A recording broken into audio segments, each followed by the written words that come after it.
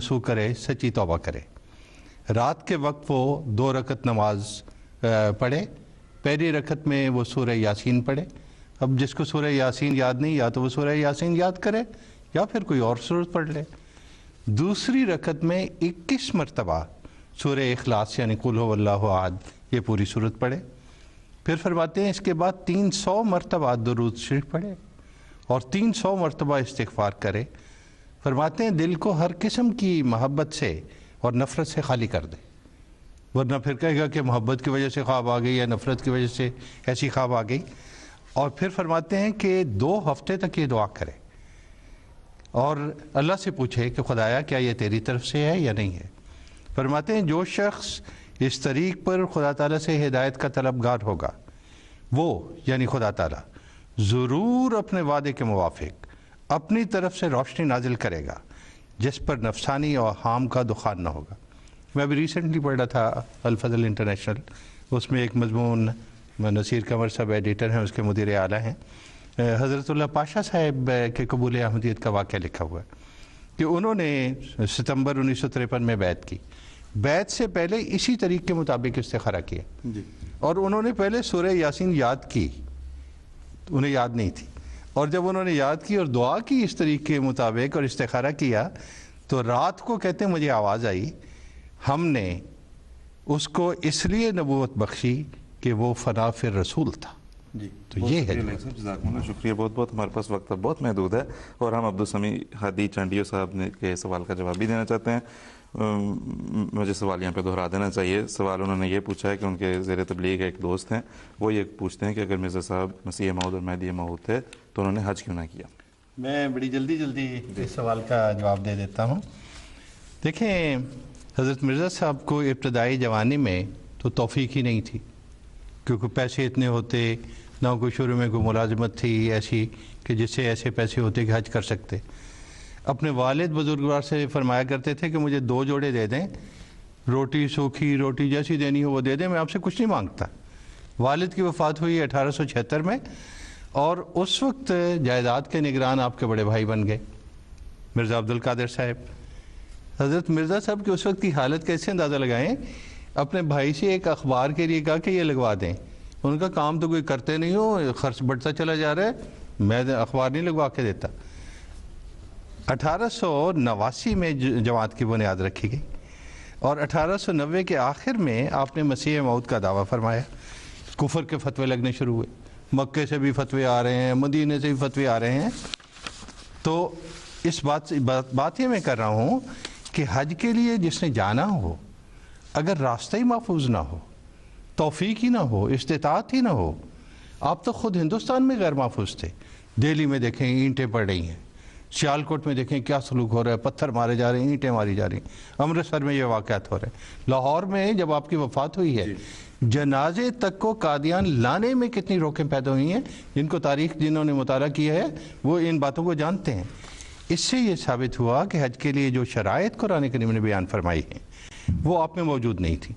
सूरह आले इमरान आयत नंबर 98 में कुरान शरीफ में ये शराइत बयान हुई थी, वलिल्लाहि अलन्नासि हिज्जुल बैत मन इस्तताअ इलैहि सबीला। तर्जुमा ये है, और लोगों पर अल्लाह ताला का हक है कि वो उसके घर का हज करें, यानी जो भी उस घर तक जाने की इस्तिताअत रखता हो। अब इस्तिताअत से क्या मुराद है, ये बात याद रखने वाली है। फुक़हा ने 4 बातें लिखी हैं।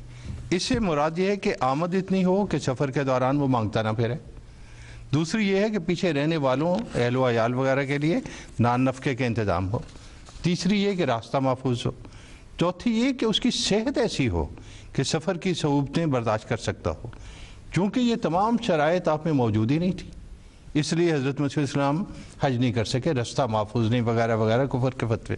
ताहम आखिरी बात मैं अर्ज़ कर दूँ कि हज़रत सैयदा नुसरत जहाँ बेगम साहिबा आपकी हरम मोहतरम हज़रत उम्मुल मोमिनीन, उन्होंने आपकी हज की शदीद ख्वाहिश की बिना पे उसे देखते हुए आपकी वफ़ात के बाद हज बदल करवाया और हज़रत हाफिज़ अहमदुल्ला साहिब ने आपकी जगह हज किया। जी बिल्कुल ठीक है, जज़ाकल्लाह शुक्रिया। और लाइक साहब इसमें यह भी है कि अल्लाह के फज़ल से जो हज़रत इस्लाम के पहले खलीफा हज़रत हकीम मौलवी नूरुद्दीन साहब रज़ी अल्लाह तआला अन्हु, वो अल्लाह ताला के फज़ल से उन्हें हज बैतुल्लाह की तौफीक नसीब हुई, और हज़रत मसीह इस्लाम के सबसे बड़े साहिबजादे और हज़रत मुस्लिम मौऊद खलीफा मसीह सानी, उनको अल्लाह ताला के फज़ल से जो है वो हज बैतुल्लाह की तौफीक नसीब हुई। तो बिल्कुल जैसे इस्तिताअत का मज़मून जी बड़ी कसरत के साथ जी हाँ हज के जाने वाले दोस्त मौजूद हैं, और अब तो ज़बरदस्ती रोका जा रहा है, जिसकी वजह से बावजूद ख्वाहिश के लोग वहाँ नहीं जा पाते, लेकिन जहाँ जहाँ से मुमकिन है वो हज पे जाते हैं। हज़रत ज़फ़रुल्लाह खान साहब, जिनकी ज़ात किसी तारफ़ की मोहताज नहीं, अक्सर हमारे प्रोग्रामों में जिक्र होता है, अल्लाह के फज़ल से वो हज पे गए, और उस दौरान वहाँ शाह फैसल ने और दूसरे उन्होंने सरकारी मेहमान नवाजी भी दी वहाँ पे जहाज़ के बाद, ख़ास तौर पे शाही मेहमान के तौर पे गए थे। तो ये तो फैक्ट है। अब हम पे इल्ज़ाम लगा लेते हैं कि ये हज नहीं करते, या यानी एक तरफ करने नहीं देना और फिर कहते हैं हज नहीं करते, जब करते हैं तो कहते हैं इनको पकड़ो। और ऐसे वाक़यात हुए हैं कि जो हज पे गए और उनको वहाँ पर गिरफ़्तार कर लिया गया और कैदबंद की सोख्तों में डाला गया। तो जैसे कि ज़फ़रुल्लाह खान साहब ने शाह फैसल को ख़त लिखा कि ये अजीब बात है कि आपने मुझे शाही मेहमान के तौर पे ख़ुद हज के लिए बुलवाया और मैं वहाँ रहा, और हमारे चौधरी अनवर कालों साहब और उनकी बेगम अमीना साहिबा वो भी उस मौके पे साथ गई जो सबके। और अब ये सन 74 के फैसले के बाद अहमदियों पे पाबंदी लगा रहे हैं आप। तो उन्होंने बड़ा सियासी सा गोलमोल सा जवाब दिया कि ये मेरा फैसला नहीं है, ये हमारे मौलवियों का फैसला है। ये चौधरी साहब की ज़ुबान मुबारक से खुद मैंने सुना है।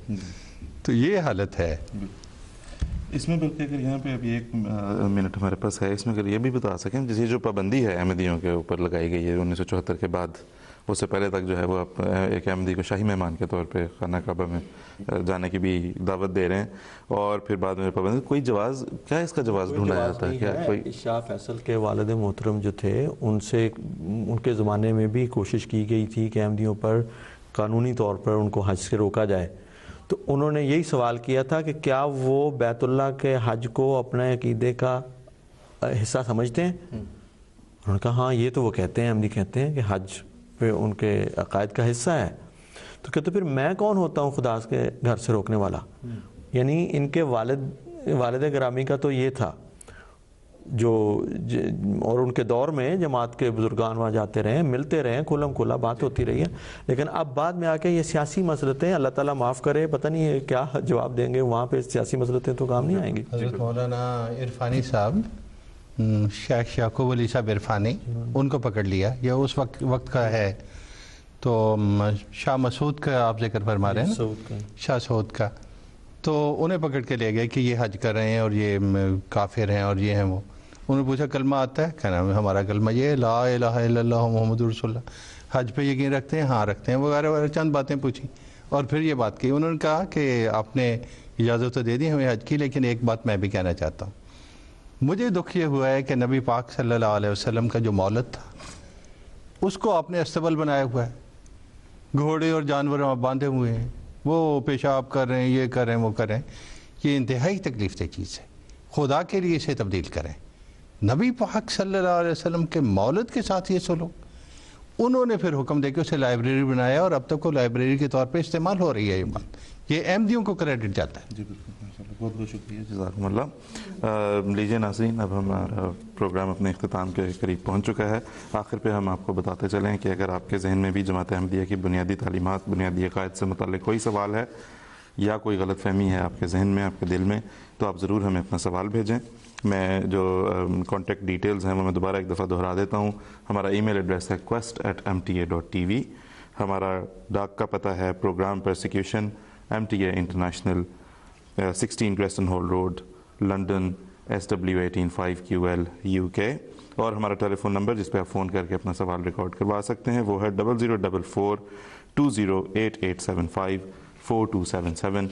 और आखिर पर हम आपको ये भी याद दिलाते चलें, और इसका जो अभी एक सवाल भी हुआ उसका जवाब का हिस्सा भी ये बन जाता है कि जिस तरह भी दिल की तसल्ली के बहुत से ज़राए और बहुत से तरीक़ बताए, लाइक साहब ने भी, नसीर खान साहब ने भी उस पर रोशनी डाली, तो आप हज़रत अक़दस मिर्ज़ा ग़ुलाम अहमद क़ादियानी अलैहिस्सलाम, मसीह मौऊद व महदी मौऊद अलैहिस्सलाम की तहरीरात को ख़ुद पढ़ना चाहें अगर, जो कि सबसे अच्छा ज़रिया और सबसे अच्छा रास्ता होगा उस रोशनी को पाने का, वो तो फिर आप हमारी ऑफिशियल वेबसाइट पे www.alislam.org पर तशरीफ़ ले जाएं।